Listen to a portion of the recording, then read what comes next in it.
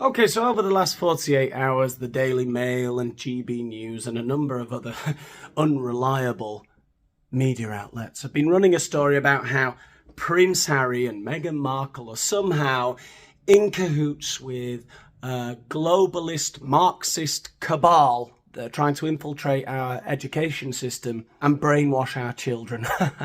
Ridiculous. Nothing could be further from the truth. What's actually happening is the Archewell Foundation are teaming up with the Global Boyhood Initiative to smash gender norms, because we all know that gender norms need to be smashed. How many of us feel battered?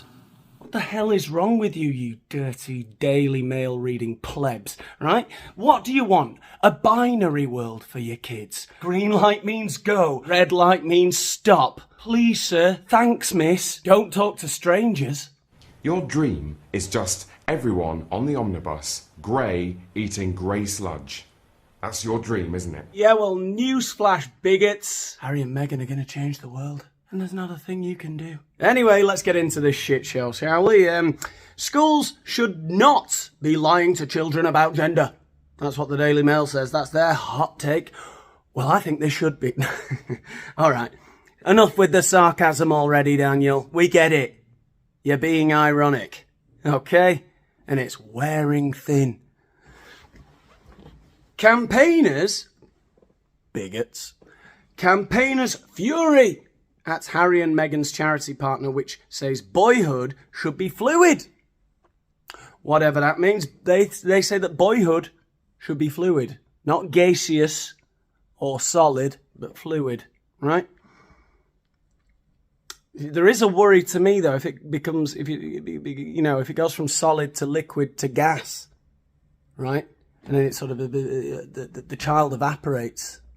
That's always it's a risk we're just going to have to take to be more progressive, okay? Anyway, masculinity, boyhood should be fluid and teaches, what else do they teach? They teach primary school pupils to question gender norms. In fact, why don't they just question everything? When they see that little red man, if he is indeed a man, on the zebra crossing, question him. You say it's red, you say I can't go, but can I? Maybe I can. Anyway, let's get into this. Let's be serious now. 2 London schools have piloted a curriculum about challenging, limiting gender stereotypes run by a charity backed by Harry and Meghan. It emerged today, right? I think we should challenge gender stereotypes, okay? It's always good to challenge everything. Everything that you see around you, everything that creates, everything that is representative of the civilization in which you were born into. You should just at a very young age start to go, well, I don't know. Nah. Yeah, that's a healthy way to bring kids up. Nothing's real. It's all a social construct. That's the way I'm bringing mine up now. No, I haven't been, whatever. The Global Boyhood Initiative, I bet you're all wondering, what's the Global Boyhood Initiative? The Global Boyhood Initiative, which wants boyhood to be fluid, not gaseous though, not gassy, right? They're just fluid for the time being, right? They want it to be fluid, has run workshops. Oh, they're doing woodwork and, resistant materials, which that's good, that's manly. They're doing workshops with staff at Ravenstone School in Boreham and Sherwood primary schools in Mitcham, right? And workshops. What kind of things? What kind of things do you think they're teaching them in the workshops? The organisation promotes gender equity. Oh no, not equity. That's equality of outcome. Well, you don't want equality of outcome. You want equality of opportunity. If I've learned anything from Jordan Peterson, it's that equity is that's a slippery slope down to communism, and you don't want it, basically. If you've ever read the Gulag Archipelago by Solzhenitsyn, right, you know that we're one pronoun or so away from enforced labour camps. So anyway, the organisation promotes gender equity by fostering positive masculinity in boys and men, and has warned that the phrase "boys will be boys" is dangerous. Let's have a look at what they believe. Let's have a look at their little video they did. Boys will be caring,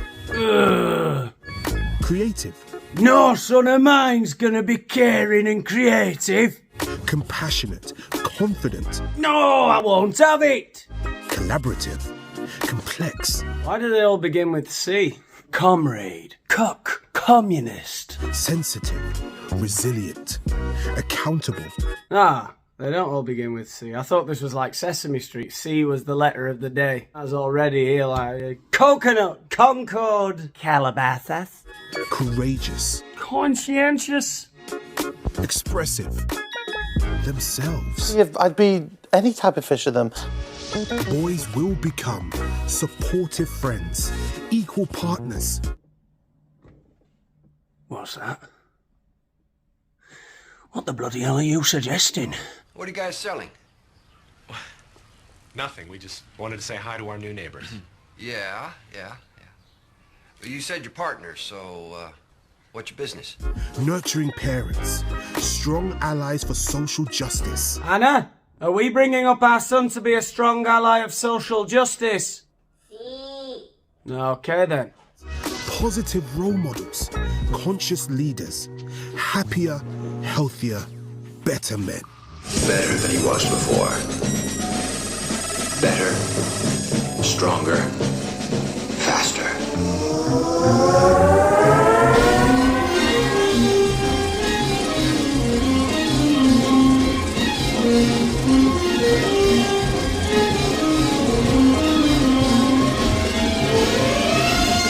Anyway, back to the article. The Duke and the Duchess of Sussex's organisation, Archewell, has partnered with the US-based initiative, which also accuses parents of gendering unborn children. Can you imagine those disgusting, vile people that throw baby reveal parties with the blue and the pink balloons? How dare they? All right? How dare they want to know the sex of their child, or define the gender, God forbid, based on the reproductive organs of their unborn child, you know? It's kind of ironic, isn't it, that Meghan Markle and Prince Harry, the two most capitalistic people in the history of the world, two people who have produced nothing ever of value, of real value, of the kind of value that Marx would have, you know, the amount of labour is the value that something has. They've got zero labour and all this completely falsely attributed value. You know, they've essentially rage and race baited their way to millions and millions of dollars. And now they're teaming up with these postmodernists to talk about equity. You couldn't make it up, except it's very widespread, this madness, this mixture of narcissism, falsehood, naivety in some cases of very extremely wealthy people who get behind this sort of postmodernist bullshit. Sometimes because of a sense of, I think they feel guilty for having all that they have when they perhaps feel that they haven't done a lot to earn it. You know, I think it comes from a genuine place with a lot of rich and famous people. With these two, they're just grifters. And so they're doing anything that they think will keep them relevant, and sort of charity work and stuff, and giving speeches at the Mandela Foundation, and doing poorly produced, or rather overly produced podcasts and Netflix documentaries with nothing to say, no real content. And that's all they have to sell. So I guess it could help them sleep easier at night, believing that they're doing some good in the world, and they're so narcissistic that they almost certainly believe they are doing some good. It's hard to say, isn't it? What do you think is the narrative going through their heads? I think they're both very narcissistic. So I think the funny thing about narcissists is they genuinely believe that they're the good guys, don't they? Don't they? And so, do they really believe this? I don't think they're the brightest buttons. I don't think as much as they are political activists, I don't think they know anything about politics. I don't think they really have very fleshed out opinions about anything, really. Meghan Markle just looks like a grifter, a social climber, right, who just says the right things at the right moments to get to the next step, buying her way into charity dinners and making speeches and never really saying anything or really doing anything in the public eye too controversial. But then a real personality seems to come out behind closed doors, talking to members of staff, talking down to members of staff, and so on and so forth, allegedly, you know. And Harry just strikes me as too dim to even think that far ahead. I don't know. It's very odd that they're getting involved in a cause like this. It's very odd, and I can't quite... I just don't believe for a second that they are truly invested in it. You know, that they really believe in this not gendering kids. I don't know. It seems too far-fetched. But then, it just seems like everything they say is diatribe. There's no real personality there. It's just a shell. So, do they believe anything they say ever? I don't know. I'm going to have to leave this one here for today. Like, share, subscribe, and all the rest of it. I'll see you in the next one.